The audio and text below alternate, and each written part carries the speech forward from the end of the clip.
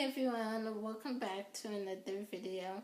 So today I'm going to be doing a Top 5 Wednesday video, and Top 5 Wednesday is currently being run by Sam over at Thoughts on Tomes.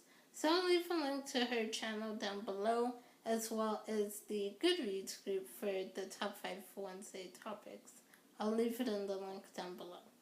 So today's topic is books that you thought you would hate but ended up loving. So for this one, at first I wasn't too sure if I would have any books for this list, because I don't go into a book with the mentality that I'm gonna hate this book and it's gonna be a horrible reading experience and I'm not gonna like anything about it. I don't go into books with that mentality. Unless it's a book that I had to read for school, I usually don't go in thinking I'm gonna hate it. I usually go in either thinking I'm really gonna enjoy it and love it, or kind of being on the fence, not so sure how I'll feel about it. So for me, most of these books are gonna be ones where I was kind of on the fence and not sure if I would like it or not. Didn't know how it would go because maybe they're just not the type of book that I would normally pick up and read. So not too sure about them, but then I ended up absolutely loving them. So that's what this list is for me. And the first book on this list is Romeo Redeemed by Stacey J.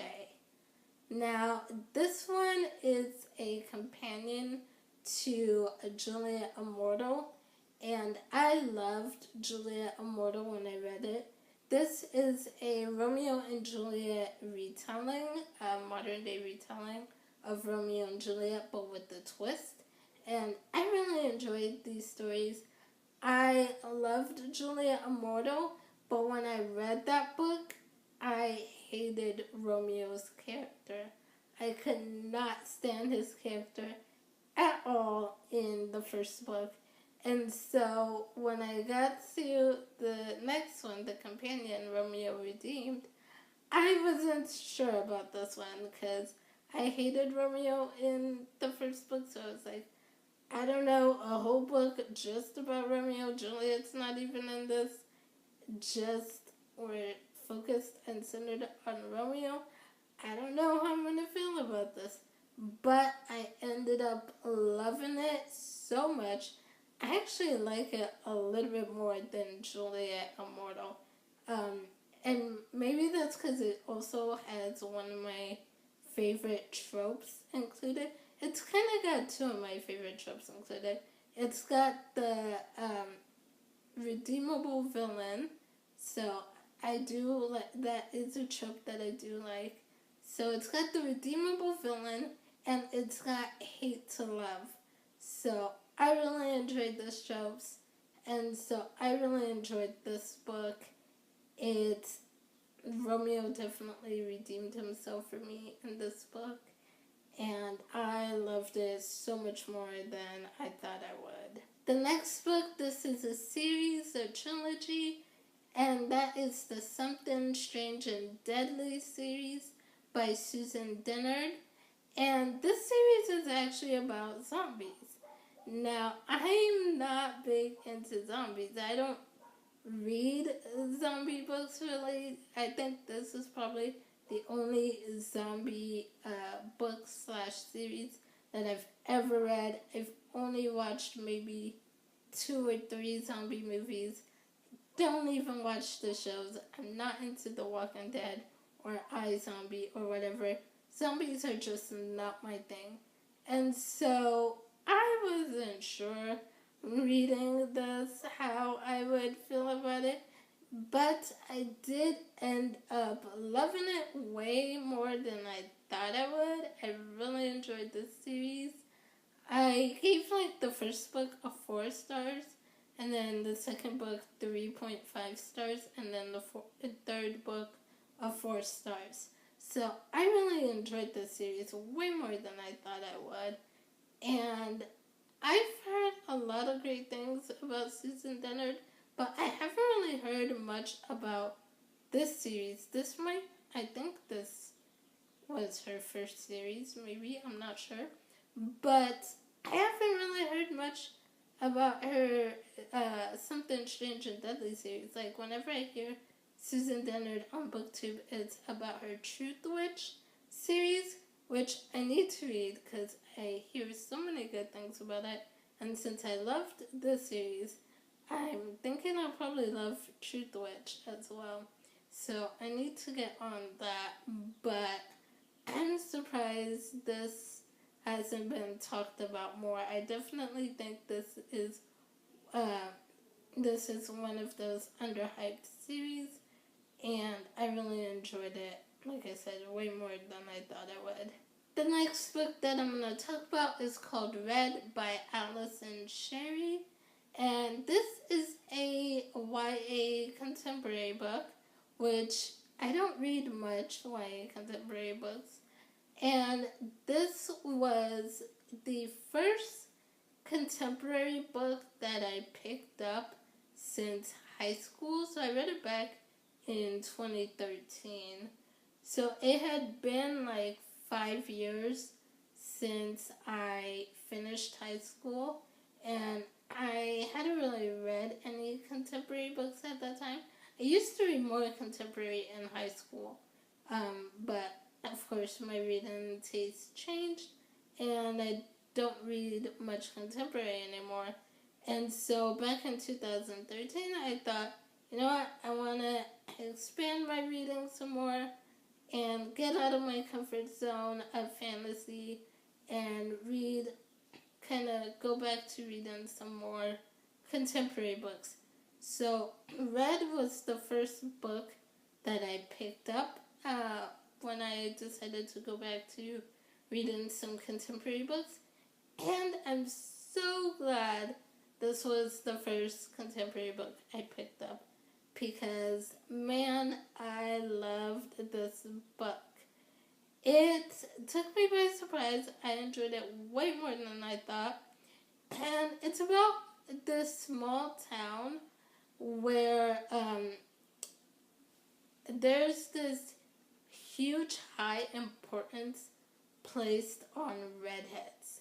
Like, redheads are the thing. If you're a redhead, you're like royalty in this town. You get whatever you want, whenever you want. You're pretty much royalty.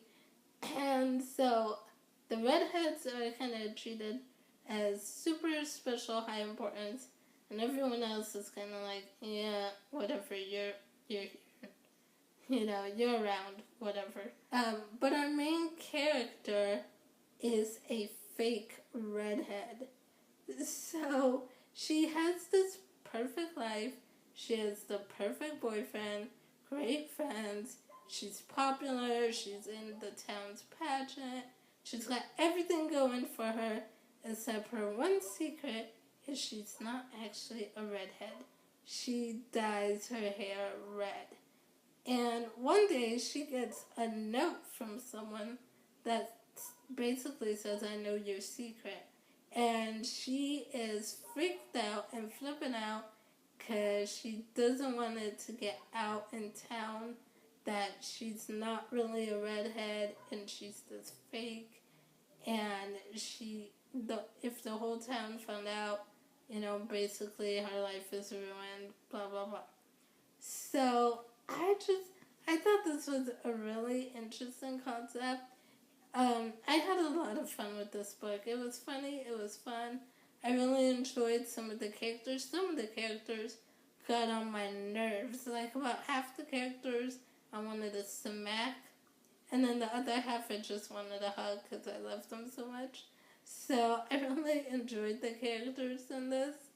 And yeah, I just enjoyed it way more than I thought I would. The next book is called She Walks in Beauty by Siri Mitchell. So this one is a Christian historical fiction book, and it took me a while to get into. The beginning is kind of slow, and I ended up putting it down and picking it back up. I think I picked it up like 2 or 3 times before I finally finished the book. And so I'm glad I pushed through it because I enjoyed it a lot more than I thought I would. I really enjoyed the ending. And I'll just read you the synopsis real quick. For a young society woman seeking a favorable marriage in the late 1890s, so much depends on her social season debut. Clara Carter has been given one goal: secure the affections of the city's most eligible bachelor. Debuting means plenty of work. There are corsets to be fitted, dances to master, manners to perfect. Her training soon pays off. However, as celebrity spotlight turns Clara into a society page darling. Yet Clara wonders if this is the life she really wants, especially when she learns her best friend has also set her sights on Franklin de Vere's. When a man appears who seems to love her simply for who she is, and gossip backlash turns ugly, Clara realizes it's not just her heart at stake. The future of her family depends on how she plays the game. So this is a historical fiction romance book. And you guys know I'm not one for romance books, really. But, like I said, I really enjoyed this one a lot more than I thought I would. It did take me a while to get into. The beginning can be pretty dang slow. And so it took me several tries to push through it. But I'm glad I did. I really enjoyed this one. And the last book that I have on this list, and these are not in any particular order, but the last book that I have on this list is To All the Boys I Loved Before by Jenny Han. So this is another contemporary YA book. And again, this is probably why it's on the list, because I don't generally read much contemporary YA, especially the fluffy types. The ones with more serious issues, I will read. But like the fluffy contemporary romances, I tend to steer clear of those. But I did read this one, and I did enjoy it more than I thought I would. I wouldn't say I loved it. I do think it is kind of overhyped. I gave it 3.5 stars. So I enjoyed it a lot more than I thought I would. I read it mainly because of the hype that was surrounding it. At the time that it came out, everyone was talking about To All the Boys I Loved Before. And now there's a Netflix movie on it, which I still need to watch. But anyway, I read it and I really liked the writing style. Jenny Han's writing style, super easy to get into.